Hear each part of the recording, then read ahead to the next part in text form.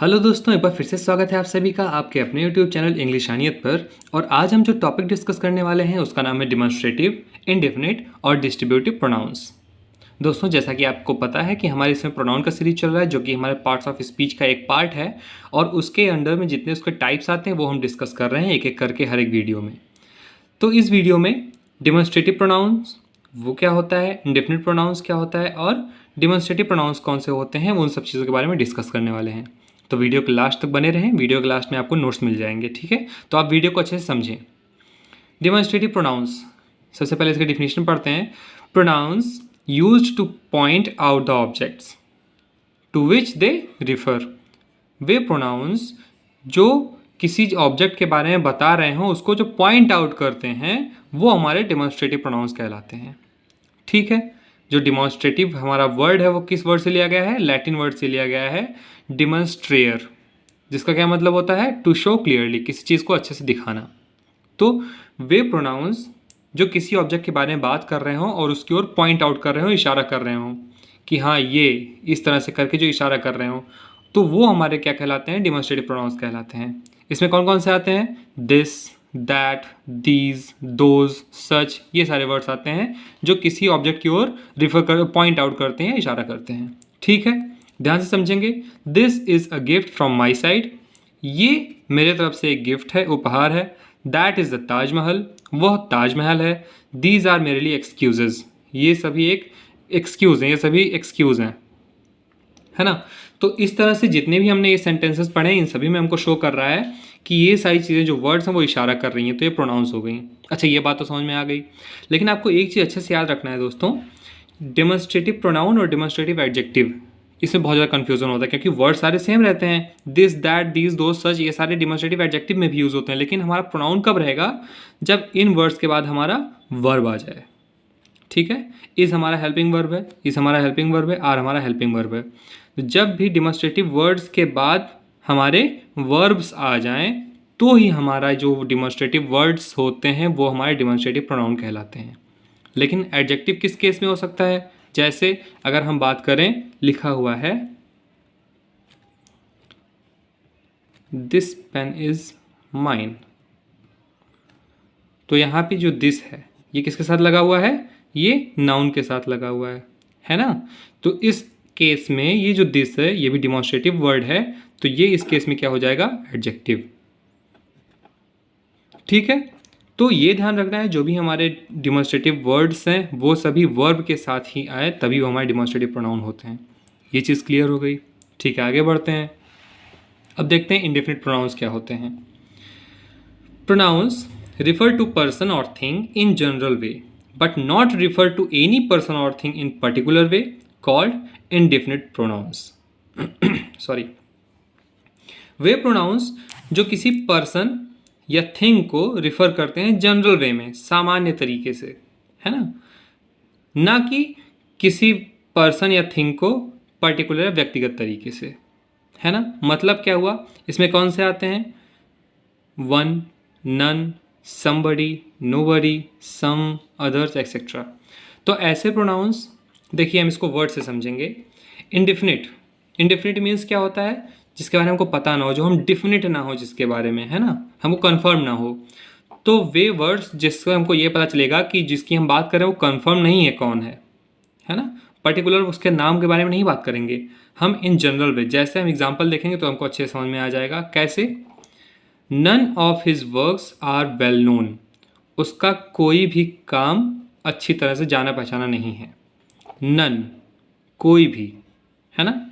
ऐसे ही somebody, somebody has stolen my watch, इससे आप बहुत अच्छे से समझ सकते हैं। कैसे, somebody has stolen my watch, किसी ने मेरी घड़ी क्या करी, चुरा ली सॉरी। तो किसी ने मेरी घड़ी चुरा ली है, तो किसने चुराई घड़ी, किसी ने। तो यहाँ पे हम इन जनरल किसी की बात कर रहे हैं, हाँ किसी ने तो चुराई है ना, पर्टिकुलर किसी का नाम हमको नहीं पता किसने चुराई है।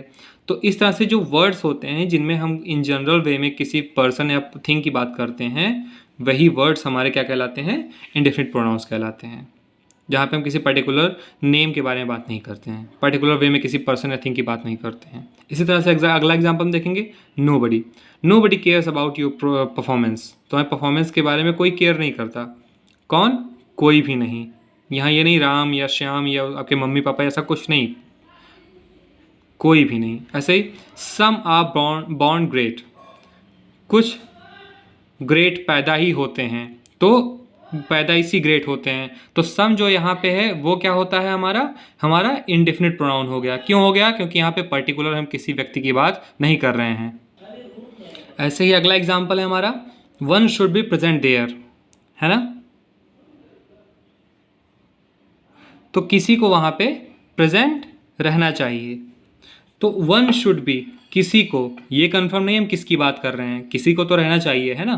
तो जहाँ पे अभी हमारे ऐसे वर्ड्स आते हैं, मैं फिर से आपको रिपीट कर रहा हूँ, जिसमें हम इन जनरल वे किसी की बात कर रहे हों, आप फिर से समझिए जो हमारा इंडेफिनिट प्रोनाउन है ये दो वर्ड से मिलकर बना हुआ है, इन प्लस डेफिनिट, है ना। डेफिनिट मतलब कन्फर्म। तो जब हम कन्फर्म किसी की बात करेंगे, पर्टिकुलर किसी की बात करेंगे, तो वो हमारा डेफिनिट होता है। लेकिन जब कन्फर्म ना हो, इन लग गया ना, तो जब कन्फर्म ना होते हैं तो हमारा वो इंडेफिनिट होता है। मतलब हमको पता नहीं है किसने किया, लेकिन कोई तो किया है। जैसे कहते हैं कोई दरवाजे पे आया है, कोई नॉक करता है, कोई नॉक कर रहा है, तो वहाँ पे कौन कर रहा है हमको कन्फर्म नहीं पता होता है। तो वहाँ डेफिनेटली हमको नहीं कन्फर्म है, डेफिनेट नहीं है कौन है, लेकिन इनडेफिनिट वे में कहते हैं कोई तो है। तो वही हमारे प्रोनाउंस क्या कहलाते हैं, इंडेफिनिट प्रोनाउंस। तो अब हम बात करते हैं डिस्ट्रीब्यूटिव प्रोनाउंस के बारे में। पहले इसका डिफिनेशन पढ़ते हैं क्या है। ईच, ईदर एंड नीदर, ये तीनों वर्ड्स हैं, are called distributive pronouns because they refer the person और thing one at a time. For this reason they are always singular and as such followed by the verb in the singular. मतलब क्या हुआ इसका कि each, either और neither, ये जो तीनों वर्ड्स हैं यही हमारे डिस्ट्रीब्यूटिव प्रोनाउंस कहलाते हैं, क्योंकि ये जो वर्ड्स हैं तीनों, ये एक समय पर एक ही पर्सन या थिंग के बारे में बात करते हैं। और इसीलिए जब ये वर्ड्स लिखे जाते हैं तो इनके साथ जो भी लिखा जाता है, जो भी आगे चल के ऑब्जेक्ट होते हैं, वो हमेशा सिंगुलर वर्ब को फॉलो करते हैं। जैसे अगर हम एग्जाम्पल देखें, each of the boys gets a prize, ठीक है। Each of the boy, each का मतलब क्या होता है, प्रत्येक, है ना। प्रति धन एक, प्रत्येक, एवरीवन। नीदर का मतलब क्या होता है, कोई एक, ये सॉरी माफ़ कीजिएगा, ईदर का मतलब होता है कोई एक, नीदर का मतलब कोई भी नहीं, ठीक है। तो इस तरह से ईच जो होता है, ईच जब भी हम लिखते हैं, ईच वर्ड का यूज़ करते हैं, तो हमेशा एक समय पे एक ही ऑब्जेक्ट के या एक ही नाउन के बारे में बात कर रहा होता है। ऐसे ही नीदर हमेशा सिंगुलर वर्ब को भी फॉलो करता है और ईदर भी हमेशा सिंगुलर वर्ब को ही फॉलो करता है। इसलिए इसको हम डिस्ट्रीब्यूटिव प्रोनाउन में रखते हैं। डिस्ट्रीब्यूटिव मतलब डिस्ट्रीब्यूट करना, बांटना, है ना। तो बांटना, जब हम बांटते हैं कोई चीज़ तो एक एक करके ही बांटते हैं ना हर एक लोगों को।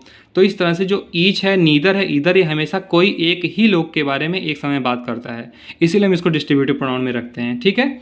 इसका एग्जाम्पल फिर से देखेंगे, each of the boys gets a prize, जो जितने भी लड़के हैं उसमें हर एक लड़कों को क्या मिला है, प्राइज़ मिला है। ऐसे neither of you can skip the video, आप लोगों में से कोई भी वीडियो स्किप नहीं कर सकता है। कोई भी एक, मतलब एक हो या जितने भी हो, से ज़्यादा ही, कोई भी नहीं कर सकता है। इस तरह से either of you may come today, आप सभी में से कोई एक आज आ सकता है। तो इस तरह से जो ये हमारे वर्ड्स होते हैं, ईच, ईदर, नीदर, ये हमारे डिस्ट्रीब्यूटिव प्रोनाउंस होते हैं, ठीक है। आई होप आज की आपको वीडियो अच्छी लगी हो, समझ में आया हो। अगर आप इस वीडियो पे नए हैं तो आप वीडियो को लाइक कर दीजिएगा, चैनल पे नए हैं तो चैनल को सब्सक्राइब करके ही जाइएगा। और आपको अब आपके नोट्स आगे मिल रहे हैं। Thank you.